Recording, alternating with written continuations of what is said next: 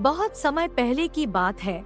दिल्ली के मुगल सम्राट अकबर के दरबार में एक बहुत ही बुद्धिमान मंत्री रहते थे, जिनका नाम बीरबल था। बीरबल ने अकबर के सवालों के जवाब देने के लिए अपनी चालाकी और बुद्धिमत्ता से मशहूर थे। एक दिन अकबर ने बीरबल से पूछा, बीरबल, तुम मुझे एक ऐसा सवाल का जवाब दो जिसका कोई सही जवाब नहीं हो सकता। बीरबल हंसकर बोले, जी हुजूर, मैं कोशिश करूंगा। कौन सा सवाल है? अकबर ने पूछा, क्या तुम मुझे ऐसा तरीका दिखा सकते हो जिससे मैं सब कुछ देख सकूं पर मैं अपने ही आँखों को देख न पाऊं? बीरबल थोड़ी देर सोचे और फिर मुस्कुराते हुए बोले, हुजूर, यदि आप मुझे एक बड़ा सा पलटन बनवा देंगे और उसमें एक खास कमरे में एक आईना रख देंगे तो आप जब चाहे वहां जाकर अपने आँखों को देख सकेंगे। अकबर ने बीरबल की सोच को समझ लिया और उसने पलटन बनवा दिया। एक खास कमरे में एक बड़ा सा आईना रख दिया गया। कुछ दिनों तक अकबर ने उस कमरे में आईना देखने की कोशिश की, पर वह कभी भी अपने आँखों को देख नहीं पा रहा था। वह हर बार आईने के सामने जाते ही आईने में अपनी पूरी आँख देख लेता था। अकबर बहुत परेशान हो गए और उन्होंने बीरबल को बुलवाया। बीरबल, उन्होंने कहा, तुमने मुझे जो कहा था वह कैसे संभव है? मैं अपने ही आँखों को कैसे नहीं देख सकता?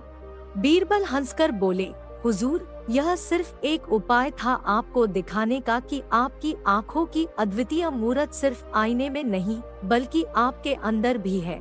आपके अंदर वह आईना है जिससे आप अपने आँखों को देख सकते हैं। आईना सिर्फ एक वस्त्र नहीं होता, वह आपकी आत्मा में बसा होता है।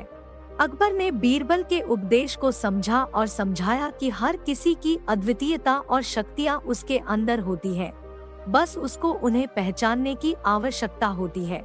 उसके बाद से अकबर ने अपने दरबार में बीरबल के साथ और भी गहरी मित्रता बढ़ाई और उनके सलाह और उपदेश का मान रखा। इस कहानी से हमें यह सीखने को मिलता है कि हर व्यक्ति में उसकी खासियत होती है और हर किसी की अद्वितीयता को पहचानना हमारे अंदर की आँखों से होता है, जो हमारी आत्मा को दर्शाती है। बदलते समय की छाया में अकबर और बीरबल के बीच की मित्रता और समझौता हमेशा चर्चा का केंद्र रहा है। यह कहानी एक ऐसे समय की है जब बादशाह अकबर अपने मंजिलों की तलाश में थे और बीरबल उनके सबसे विश्वसनीय सलाहकार बने हुए थे। एक दिन अकबर ने एक अद्वितीय सवाल पूछा, बीरबल, तुम मुझे एक ऐसा सबक सिखाओ जिसे मैं कभी नहीं भूलूंगा। बीरबल ने हंसते हुए कहा, बादशाह, आपको कोई ऐसा सबक सिखाना मुश्किल हो सकता है, लेकिन मैं एक कहानी से कोशिश करूंगा। अकबर ने स्वीकार किया और बीरबल ने बताई कहानी शुरू की। कई साल पहले की बात है। एक छोटे से गांव में एक गरीब किसान रहता था। उसका नाम रामू था। रामू के पास केवल एक संगस्ता था जिसमें वह अपने घर की सजावट करता था। अगले गांव में एक धनी व्यापारी नामक विक्रम रहता था। विक्रम के पास हजारों गहनों की खजाना था। बीरबल ने जारी किया, एक दिन राजा ने गांव के सभी लोगों को गहनों की खोज करने के लिए बुलवाया।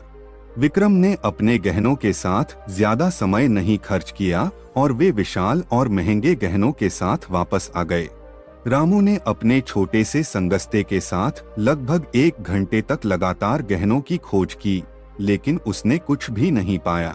अकबर बेहद आश्चर्यचकित हो उठे, बीरबल, कहानी के आगे क्या हुआ? बीरबल जवाब देते हुए बोले, जब राजा ने दोनों के पास पूछा कि क्या तुम गहनों की खोज कर पाए, तो विक्रम ने हाँ कहा और उसने अपने महंगे गहनों को प्रदर्शित किया। रामू ने आश्चर्यचकित देखते हुए कहा, मेरे पास तो गहनों के बिना भी सब कुछ है, जैसा कि मेरी पत्नी और मेरे बच्चे हैं, जो मेरे लिए सबसे महत्वपूर्ण हैं। राजा ने इसे सबसे अच्छा उत्तर माना और विक्रम को सजा दी, जबकि रामू को उसका गहनों के साथ जो कुछ भी था दिया गया। इसका सबक यह है कि सच्चा धन हमारे आसपास की चीजों में नहीं बल्कि हमारे दिल में होता है। बीरबल की कहानी से प्रेरित हुआ अकबर ने समझा कि असली धन और संतोष सब कुछ से अधिक मूल्यवान होते हैं। उन्होंने बीरबल को धन्यवाद दिया और उस सब को याद रखने का आदर्श प्रदान किया। इस कहानी से हमें यह सीखने को मिलता है कि हमारी सबसे मूल्यवान चीजें वो होती हैं जो हमारे दिल में हैं, न कि हमारे पास। धन केवल भौतिक सामग्री नहीं होता, बल्कि हमारे साथी, परिवार और संतोष भी होते हैं। यह कहानी हमें यह सिखाती है कि अगर हम अपनी असली मूल्य को समझते हैं तो हमें सफलता और संतोष प्राप्त हो सकता है। अकबर और बीरबल के माध्यम से हमें यह याद दिलाया जाता है कि अच्छा मन, आत्मसमर्पण और सच्चे मित्रता का मूल्य कोई मटेरियल धन से कहीं अधिक होता है। दिल्ली के सम्राट अकबर और उसके मंत्री बीरबल के बीच बहुत गहरा दोस्ताना था। वे एक दूसरे के साथ ज्ञान और मनोरंजन के लिए बहुत समय बिताते थे। एक दिन अकबर बहुत गुस्से में थे। वे अपने मंत्रिमंडल के साथ बैठे थे और किसी समस्या का समाधान नहीं पा रहे थे।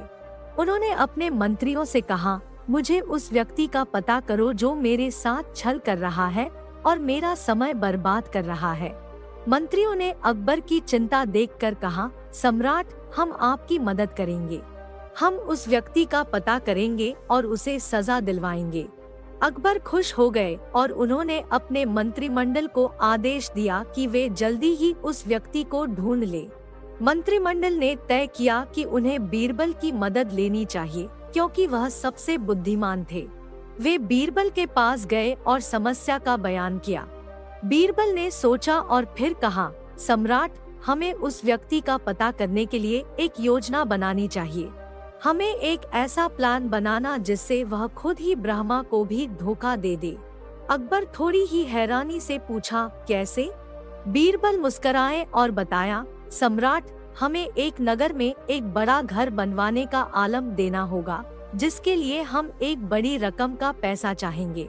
हम इसे सम्राट के लिए बनाया गया घर के नाम से जानेंगे। हम यह सब खुद करेंगे और उसके बाद हम उसे बेचकर हमारा लाभ उठाएंगे। अकबर अच्छी तरह से समझ गए कि बीरबल क्या कह रहे हैं। वे उसके साथ सहमत हो गए और बीरबल को पूरी अधिकारिकता दी। बीरबल ने नगर में एक बड़े घर का निर्माण करवाने के लिए निवेदन किया और वे खुद ही काम करने लगे। उन्होंने एक बड़े हीरे की गोली को घर के एक खास हिस्से में छुपा दिया, जिसे केवल सम्राट ही देख सकते थे। फिर वे नगर के लोगों से पैसा मांगने लगे और कहते, यह घर सम्राट के लिए बना है, इसलिए हम बहुत ज्यादा पैसे मांग रहे हैं। लोग दरमियानियों से उनके साथीता को देखकर और सम्राट के घर के लिए समर्थन देने के चक्कर में जा रहे थे। अकबर बहुत ही खुश थे कि उनकी योजना काम कर रही थी, लेकिन वे वो हीरा पा नहीं सकते थे क्योंकि उन्हें तो घर के अंदर आने का अधिकार नहीं था। अब आया वक्त जब घर पूरी तरह से तैयार हो गया और लोग पैसा देने के लिए तैयार थे। तभी बीरबल ने सम्राट से कहा, सम्राट, यह तो बड़ा ही सुंदर घर बन गया है, आपको भी तो इसका दर्शन करना चाहिए। अकबर ने खुद को अद्वितीय अधिकारी के रूप में प्रस्तुत किया और उसे घर के अंदर ले गए। वह देखने लगे कि घर बड़ा खूबसूरत था, लेकिन जब उन्होंने वो हीरा देखा तो वह हैरान रह गए। बीरबल ने कहा, सम्राट, यह हीरा हमारे लिए है, इसका आपका अधिकार है क्योंकि आपने ही इस घर की निर्माण करवाया है। अकबर खुश होकर वह हीरा ले लिया और बीरबल को धन्यवाद दिया। बीरबल की बुद्धि ने उन्हें समस्या का समाधान दिलाया और उनके दोस्ताने को फिर से हंसमुख बना दिया। यही थी अकबर और बीरबल की मित्रता की कहानी, जो हमें यह सिखाती है कि बुद्धिमानी से हर मुश्किल का समाधान संभव हो सकता है। बदलपुर नगर में अकबर का महल था, जो उनके शासन का केंद्र था। अकबर एक प्रसिद्ध सम्राट थे, लेकिन उनकी आदतें अलग थीं। वह हमेशा बीरबल के साथ अपने लोगों के बीच गुप्त रूप से मिलने के लिए बाहर निकलना पसंद करते थे। एक मंगलवार को अकबर और बीरबल ने अपने महल से बाहर निकलकर नगर की सैर की योजना बनाई। वे दोनों खूबसूरत बगीचों, मंदिरों और विभिन्न प्रकार के व्यक्तियों के साथ समय बिताने का निर्णय लिया। अकबर ने उन्हें बदलपुर के प्रसिद्ध हनुमान मंदिर का दर्शन करने का सुझाव दिया। वे मंदिर के पास पहुँचे और आशीर्वाद प्राप्त करने के लिए श्रद्धा भाव से दरबार में प्रवेश किया। मंदिर के पुजारी ने उनका स्वागत किया और उन्हें देवी का आशीर्वाद प्राप्त हो गया। जब वे मंदिर से बाहर निकले तो बीरबल ने एक सुंदर सोने के पुष्पक रथ को देखा, जिसमें सभी प्रकार के अलंकरण और मनोरंजन सामग्री रखी गई थी। बीरबल ने अकबर से कहा, सर, हमें इस पुष्पक रथ पर सवार होकर नगर का भ्रमण करना चाहिए।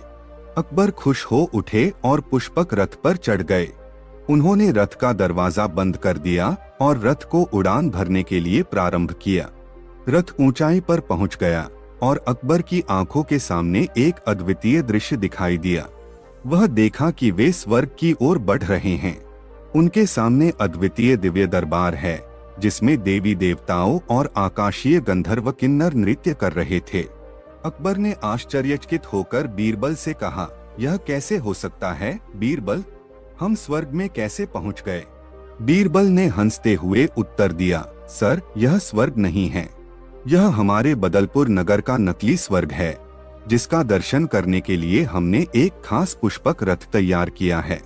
यह धूर्तता है कि इस रथ पर बदले बिना हम यहाँ से वापस नहीं जा सकते। अकबर बीरबल के मजाक को समझ गए और वे दोनों हंसते हुए मंदिर के बाहर निकले।